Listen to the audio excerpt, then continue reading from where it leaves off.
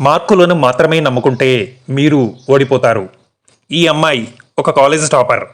50 సర్టిఫికేట్లు, 10 మెడల్స్, 7 ట్రోఫీలు గెలుచుకుంది. కానీ ప్రతి కంపెనీలో ఇంటర్న్షిప్ పొందలేకపోయింది. ఎందుకంటే ఆ కంపెనీలకి, ఆ సంస్థలకి కావలసిన నిజమైన జీవిత మెలకువలు ఆ అమ్మాయికి తెలీదు.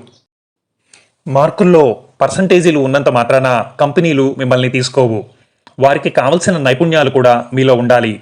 ఉదాహరణకి చక్కగా ఇంగ్లీష్లో మాట్లాడడం, ఏదైనా సమస్య వస్తే దాన్ని పరిష్కరించే విధంగా తెలివిగా ఆలోచించడం, క్లయింట్లను మేనేజ్ చేయగలగడం, కంపెనీ యొక్క బాధ్యతల్ని సమర్థవంతంగా నిర్వహించడం, అప్పటికప్పుడు డెసిషన్స్ తీసుకోగలగడం, ఎవరికి ఎలాంటి ఇబ్బంది కలిగించకుండా చక్కటి పనితీరును కనబరచడం, ఇలాంటివన్నీ మెలకువలు ప్రతి ఒక్కరిలో ఉండాలి.